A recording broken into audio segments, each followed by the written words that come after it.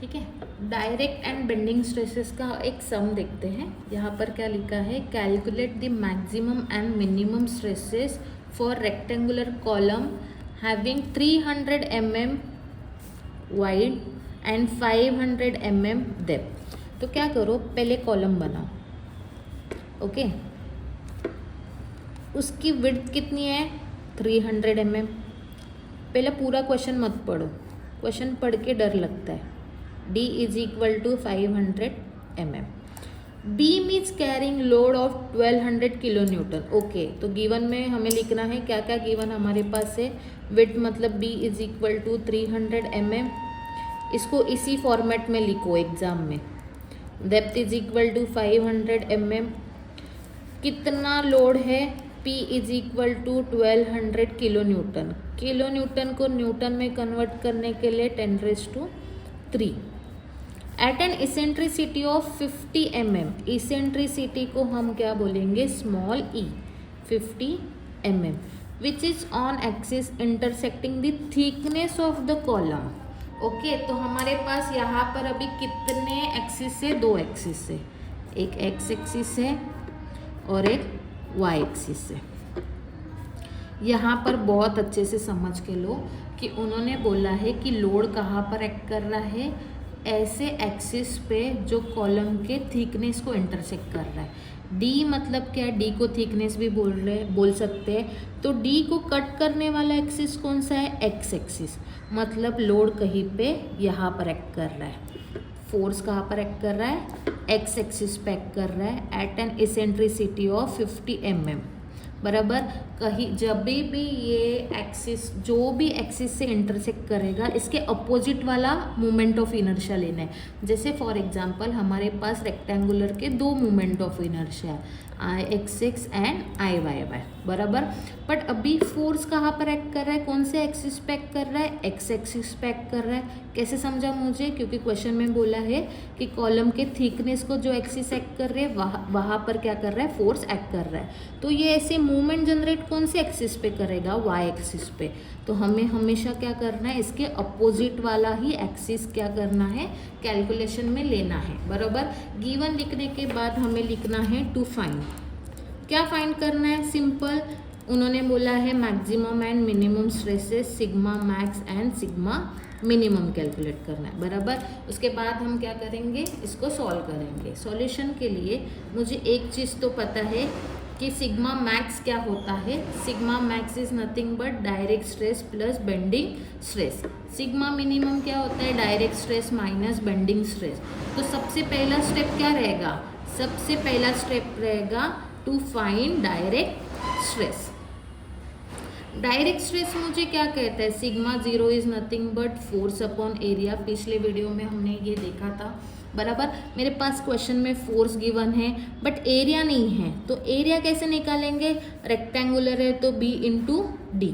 B कितना दिया है, 300, डेप्थ इज 500, कितना आया 15, 1 2 3 4 mm स्क्वायर। यूनिट लिखना मत भूलना, ओके।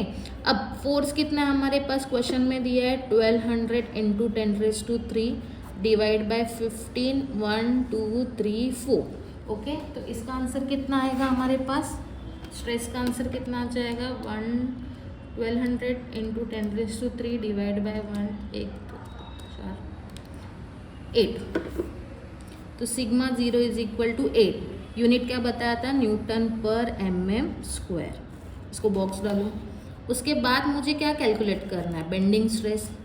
बेंडिंग स्ट्रेस कैलकुलेट करने के लिए मेरे पास मूवमेंट होना ज़रूरी है। बेंडिंग स्ट्रेस कैसे कैलकुलेट करेंगे, यहाँ पर हमारे पास बेंडिंग स्ट्रेस क्या कहता है, movement upon inertia multiply by y. Movement कैसे कैलकुलेट करेंगे, P इंटू ई, ठीक है। तो सबसे पहले मूवमेंट कैलकुलेट करेंगे। Movement is nothing but force into eccentricity. Force कितना है क्वेश्चन में, 1200 इंटू 10⁻³ इंटू इनर्शिया कितने अपने पास, सॉरी इसेंट्रिसिटी इज 50। तो 1200 इंटू 50 इंटू 10⁻³ कितना आया, 60 into 10⁻⁶, 60 into 10⁻⁶। Newton mm, force into distance, ये उसका यूनिट हो गया, करेक्ट है। मूवमेंट होने के बाद हमें निकालना इनर्शिया। इनर्शिया मैंने कौन सा सिलेक्ट किया है, आई y Y. I y Y का मैंने तुम लोग को क्या सिखाया था, क्या टेक्निक है, क्या शॉर्टकट है कि ये जो वाई एक्सिस से ये किसको कट कर रही है, बी को कट कर रही है। तो अगर बी को कट कर रही है, जिसको कट कर रही है उसका cube, d b cube by 12। D कितना है हमारे पास 500, बी कितना है हमारे पास क्वेश्चन में 300 क्यूब बाय 12। देखो इसको कैलकुलेट करके कितना आंसर आ रहा है तुम्हें, 300 cube by 12। Answer is 1125 into 10⁻⁶। Movement of inertia का यूनिट क्या है, mm⁻⁴। इनर्शिया हो गया, मूवमेंट निकाला हमने। अब देखो y क्या सिखाया था मैंने तुम लोग को, जिसका क्यूब, किसका क्यूब है, b का क्यूब है, जिसका क्यूब उसको क्या लिखना है, हाफ। तो फॉर्मूला क्या बनेगा, b/2। b कितना है 300/2, कितना आंसर आया 150 mm। सारे आंसर हमारे पास आ गए। तो bending stress is nothing but movement upon I multiply by y, I y y. Movement का आंसर कितना है हमारे पास 60 इंटू 10⁻⁶, अपॉन इनर्शिया का आंसर है 1125 इंटू 10⁻⁶ इंटू 150। तो सिग्मा बी कितना आया मेरे पास 60 इंटू 10⁻⁶, डिवाइड में 1125 into 10⁻⁶, multiply by 150, 8। Answer is 8 Newton पर mm²। ओके, जो भी आंसर है वो तुम्हें इधर लिखना है। अब फाइनल स्टेप में हमें क्या करना है, उन्होंने हमें क्या पूछा था कि maximum stress is nothing but sigma maximum. एक बार दोनों आंसर को क्या करना है, प्लस करना है। सिग्मा बी का भी आंसर मुझे 8 आया था, डायरेक्ट का और बेंडिंग का भी 8, तो टोटल कितना हो गया 16 न्यूटन पर mm²। सिग्मा मैक्सिमम, यहाँ से सिग्मा मैक्सिमम की वैल्यू मिल गई। अब फाइनल सिग्मा मिनिमम, मतलब मिनिमम स्ट्रेस की वैल्यू कैलकुलेट करनी है। सिग्मा मिनिमम क्या कहता है तुम्हें, sigma 0 minus sigma b is equal to 8 minus 8, 0। वहाँ पर कोई भी मिनिमम स्ट्रेस नहीं है। तो इसका फाइनली डिस्ट्रीब्यूशन का कैसे आएगा, स्ट्रेस डिस्ट्रीब्यूशन का डायग्राम, ये मेन एक्सिस है, इसके ऊपर पॉजिटिव, इसके नीचे नेगेटिव।